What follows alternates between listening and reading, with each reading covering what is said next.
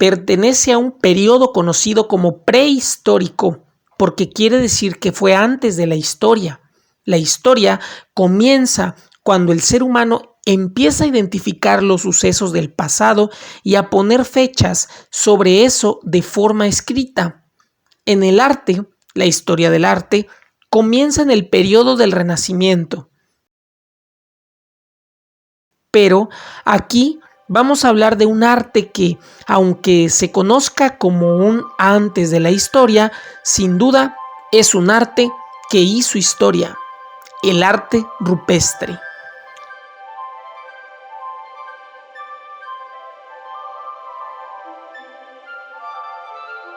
Primero, ¿qué es el arte rupestre? Se entiende como la elaboración de dibujos o pinturas sobre superficies rocosas en cuevas. El término rupestre deriva del latín rupestris, que a su vez deriva de rupes, roca. Se trata de una expresión pictórica y gráfica sobre superficies o con materiales orgánicos como las rocas. Las diferentes expresiones del arte rupestre se ubican en las famosas pinturas rupestres, donde los dibujos o pinturas están plasmados en las húmedas paredes rocosas de cuevas, en los modelados de animales realizados con arcilla, obsidiana o piedras y hasta en huesos de animales. Las pinturas rupestres eran elaboradas con materiales orgánicos, es decir, naturales. Los pigmentos, es decir, los colores, eran extraídos directamente de la tierra, de rocas o carbón que, al mezclarse con agua y grasas de animales, generaban el pigmento que nosotros hoy en día adquirimos en tiendas de arte. Este pigmento, al ser aplicado sobre una pared rocosa, provocaba una reacción química que dejaba representada la imagen que los seres humanos de la antigüedad deseaban dejar representada en esa pared. Esperen, no. El arte rupestre no representaba nada, sino que presentaba. ¿Cómo es esto? Porque el arte rupestre se divide en dos periodos, el paleolítico y el neolítico.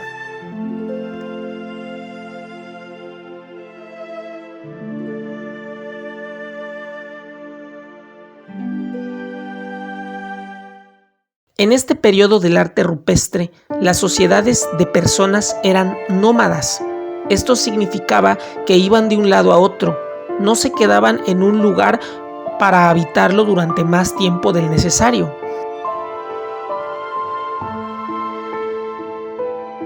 Durante este periodo, las pinturas rupestres tienen por tema animales, formas muy sueltas, casi improvisadas, conformadas por tonos rojizos de pigmento y trazos de carboncillo negro para delinear la forma.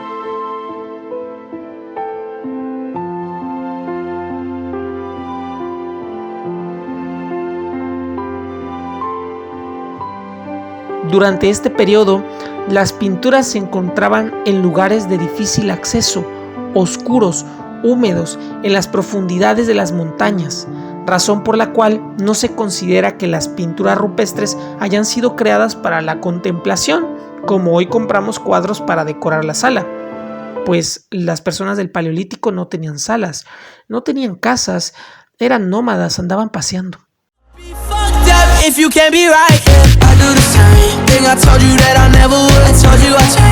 ¿Qué otra función tendrían estas pinturas tan hermosas?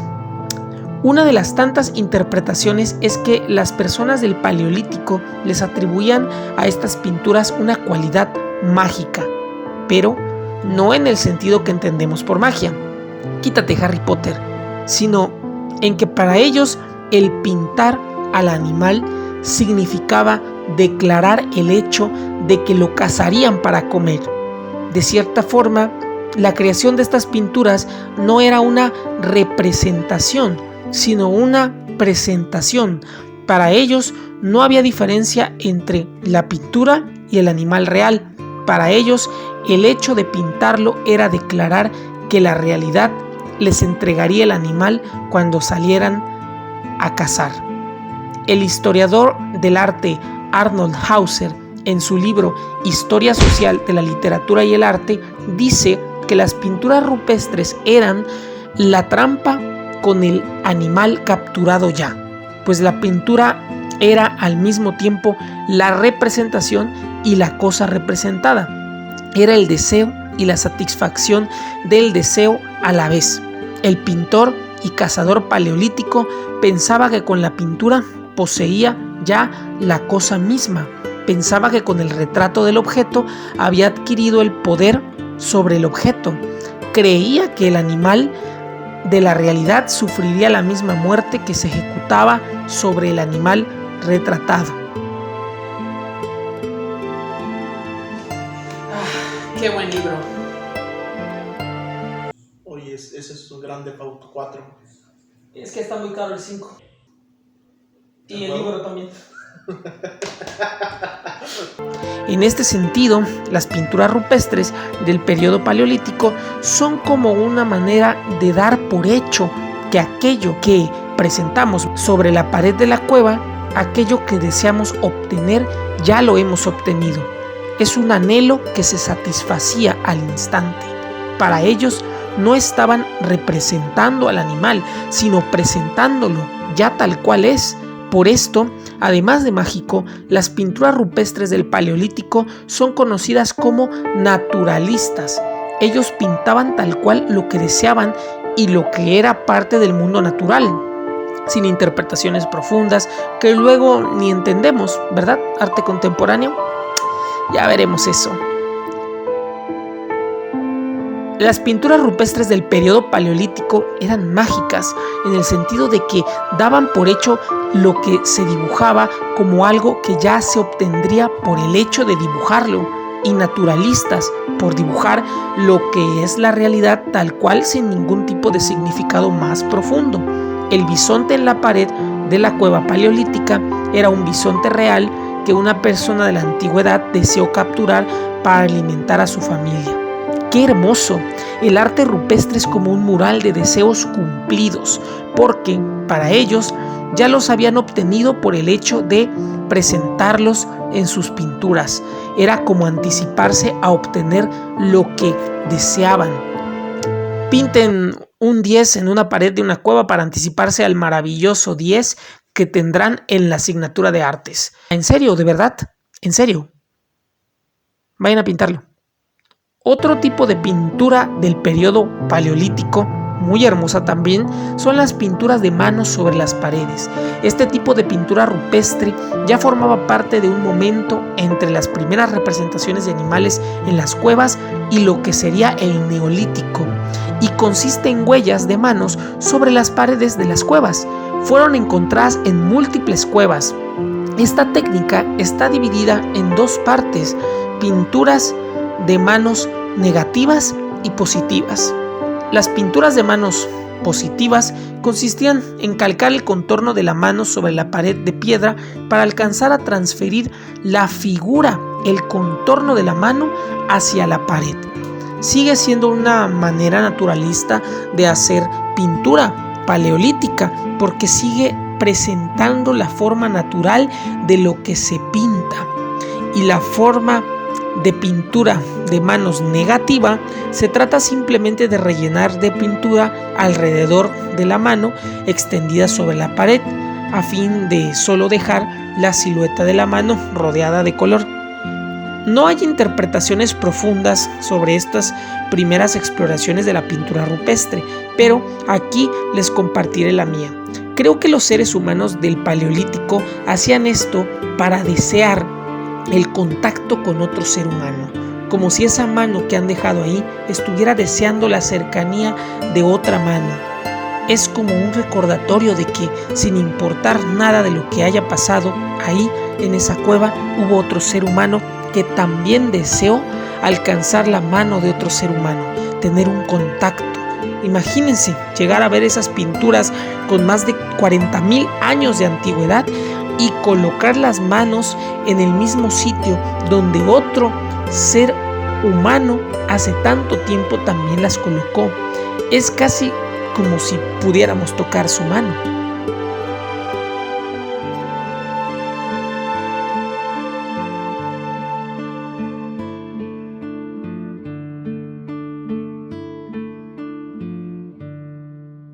Durante el periodo conocido como Neolítico, el ser humano de la antigüedad dejó de ser nómada. Se concentró en crear comunidades de personas que se establecían en lugares para pasar el tiempo ahí. Esto generó la práctica del sedentarismo, el cual permitió que el ser humano creara la ganadería, la crianza de animales para comer, la agricultura, cultivo de la tierra y las herramientas como cestas para recolectar frutas y artefactos artesanales de uso común.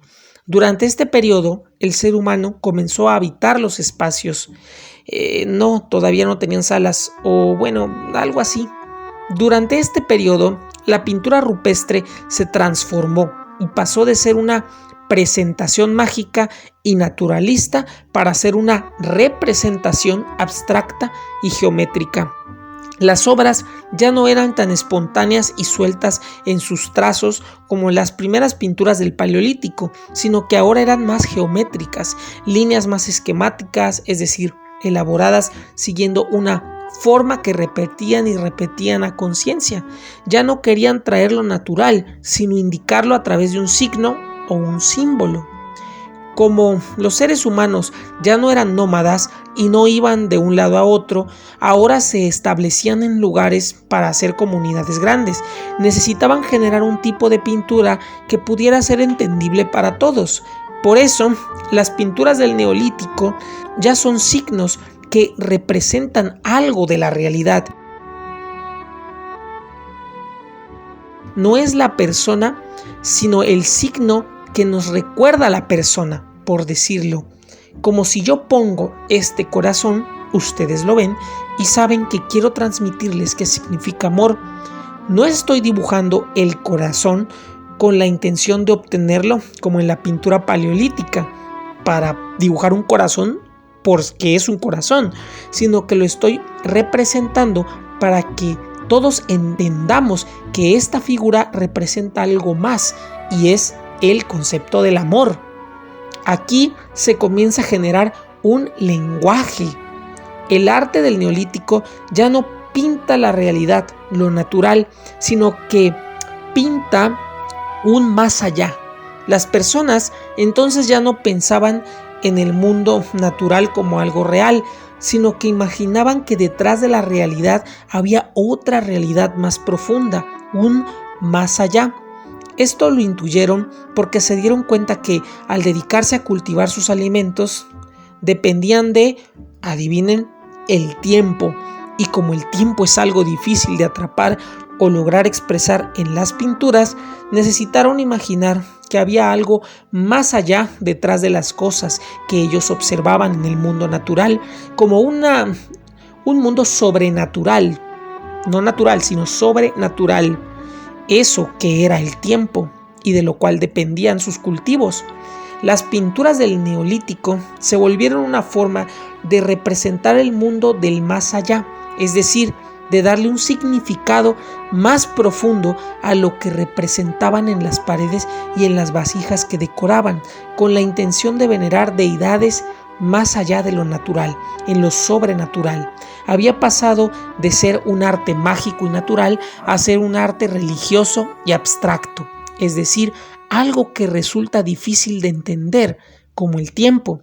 Una abstracción es como extraer algo de la realidad y representarlo de forma que siempre indique eso, aunque el dibujo no se le parezca tanto, como la figura del corazón para hablar del amor.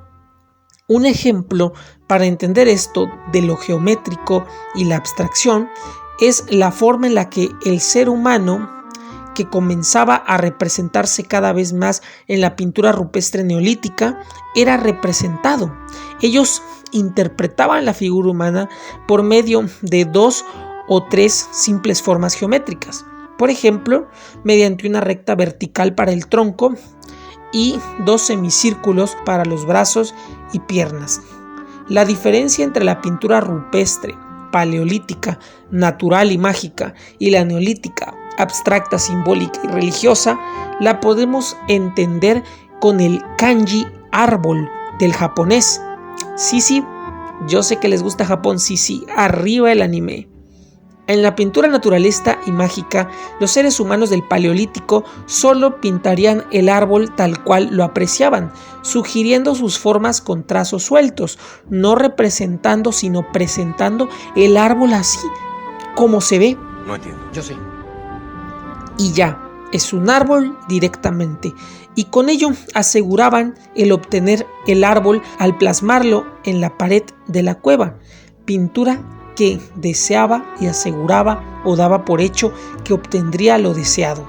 En la pintura geométrica, abstracta, simbólica y religiosa del Neolítico, la pintura de más allá, la pintura sobrenatural, el árbol pasa de ser el dibujo del árbol a volverse el kanji del árbol, es decir, el signo, la forma abstracta que representa al árbol, pero no es el árbol tal cual dibujado, sino la representación del árbol. ¿Ya empiezan a entender la diferencia? No entiendo nada.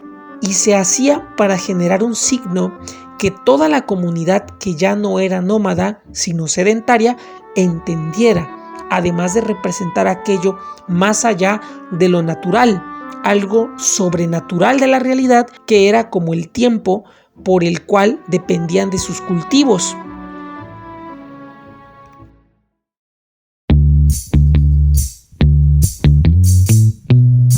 ¿Qué tipo de pintura rupestre te gusta más? ¿La de los deseos o la de la representación de lo sobrenatural? Que, a fin de cuentas, el arte es eso, una forma de expresar lo que deseamos, lo que sentimos, como esas pinturas del Paleolítico donde las formas son más vivas, más parecidas a lo que se quería pintar, incluso en los trazos y colores. O un arte abstracto, un arte que representa ideas de las cosas, no las cosas realmente, un arte profundo, un arte del más allá, un arte que quiere expresar algo más allá de lo real, lo profundo de la realidad.